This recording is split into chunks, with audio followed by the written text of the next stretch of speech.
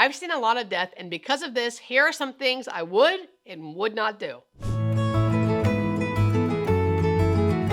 Now, you might not like this, but it is important. First thing I wouldn't do, I would not drink in excess. This whole idea of like daily drinking, even if you're drinking in moderation, daily drinking, but just a little bit. They used to say that was good for your health. Now that has been clinically proven that it is not good for your health to drink daily. Now I know I'm sober, so I'm a bit partial, but even if I wasn't sober, I would say drinking daily or not drinking daily, but when you do drink, you drink excessively and quite often, I would not do. I would not do. And that is because our liver is a beautiful organ that does a lot of stuff for us. And when it's not working, it's bad. I've seen enough people die alcoholic deaths, meaning from liver cirrhosis because of drinking, to know that it is not good. It is not good. And it is preventable. It is preventable. Now, if you're watching this video and you're going, I wonder if I drink too much. I hope I don't drink too much. Good news is you can quit and your liver will regenerate. Your liver will improve. As long as it's not too far gone, your liver will get better. So the first thing I would not do is drink a lot throughout my life. If you drink a lot for an extended period of time, you will have liver damage. And liver damage is not good because we need our liver for so many things. To help us basically function normally, we need our liver. 2, everyone says this, I know, but they mean it. I would not smoke or vape. I know. Everyone hears this, everyone says this. Not many people smoke anymore, but a lot of people vape, and vaping is just as bad. Why? Why would I not do that? One, it affects more than just the lungs. It affects your whole cardiovascular system. Your whole cardiovascular system does a lot of things.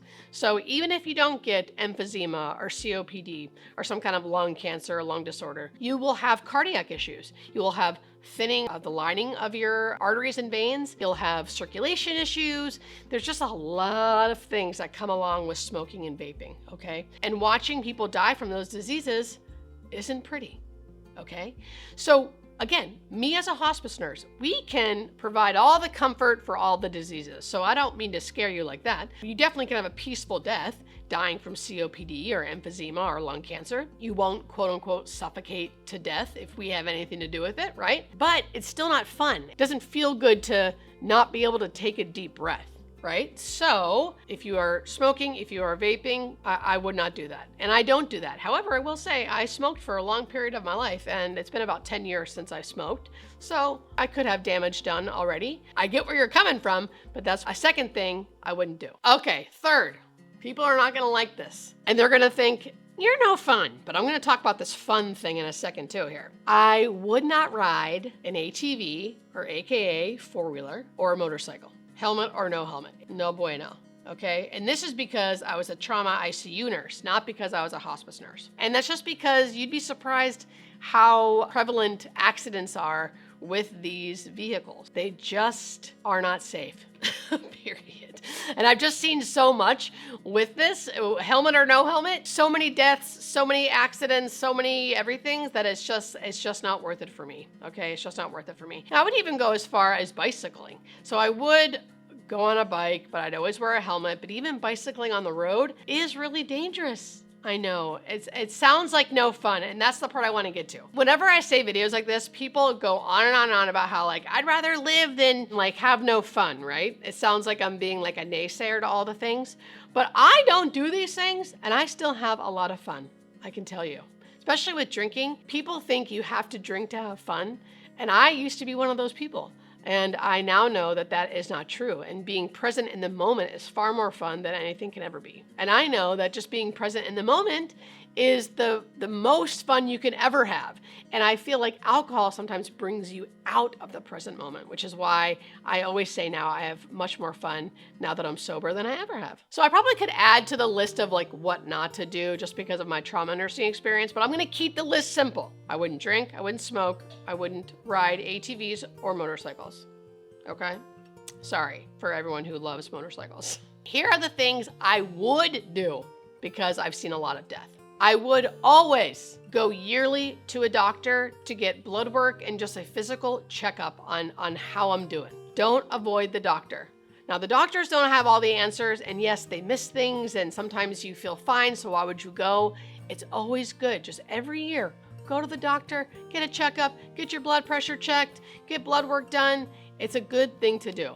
Stay up on your health. Now, the second thing I would always do is if I had unintentional weight loss, if you suddenly just lose 10 pounds, I know for some of us that's gonna be like, woohoo! No, there is a reason you're losing weight without trying, so you gotta figure it out. If I ever lost 10, 15 pounds without trying, I would 100% go to the doctor, I would demand blood work, and I might even be crazy enough to be like, I want a PET scan and I'll pay out of pocket, because that's a little excessive, so they might not do that right away. Unintentional weight loss is such a huge indicator of cancers that are hard to detect. A lot of times you would need a PET scan to get those. So it's probably a little excessive for me to say I would pay out of pocket for like a PET scan or a CT scan, but I actually might. If I had like really random symptoms like unexplained weight loss, generalized fatigue, that could be an indication of something very serious, and I would maybe even pay out of my own pocket to get a PET scan, because PET scans will help diagnose cancers that are hard to detect. Other things I would do and start working on now as a hospice nurse, and I already am working on them. Learning to be flexible, learning to be okay with change. At the end of life, you're gonna have tons of change, and you're not going to have a lot of control over your life at times. And that's really, really hard. And that's particularly hard when people are very fiercely independent, don't like to ask for help, and don't like change.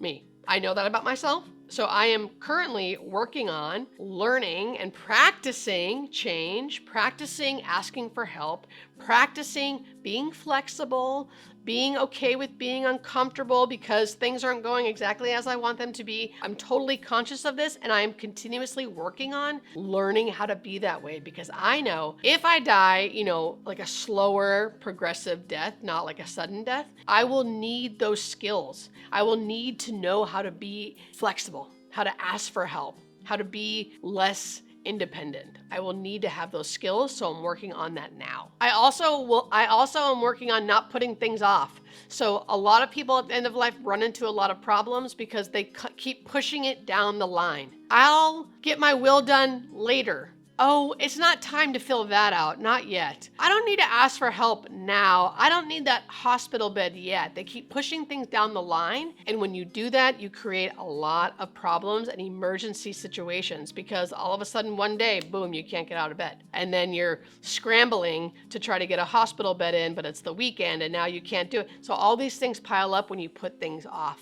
So I practice making decisions now, thinking ahead of time and knowing that I may need something, so let's do it now. And practicing that now is going to help you do that when the time comes. Thank you for watching, and not to be a buzzkill, I do have like a bunch of other things I really wouldn't do because I've been a hospice nurse and a trauma ICU nurse. You guys aren't gonna like this, but here they are. Guns. I wouldn't do guns.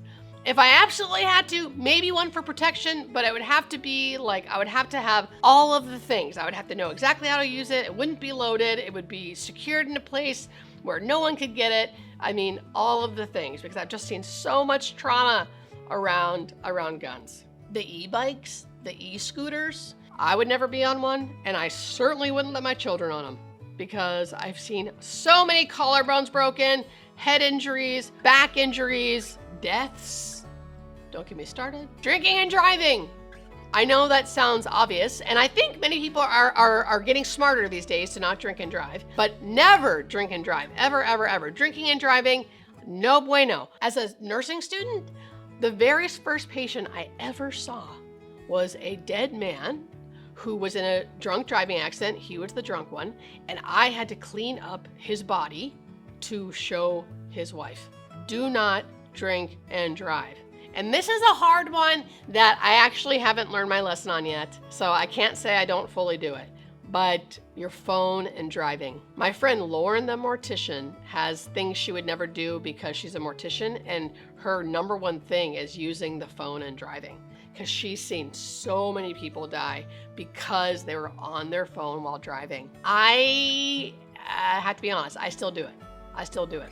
Not all the time and not like crazy, but I do it. She says, no, you put your phone in the glove compartment and you do not touch that phone while you're driving. Okay, now I'm done. And I really mean it when I say, I know I'm making jokes, but I really do mean it. And I really do mean that you cannot do these things and still live a very fun and fulfilled life, because I feel like I'm living proof. I don't do these things and I still have a very fun and fulfilled life. Okay, I'm done lecturing. Love you guys.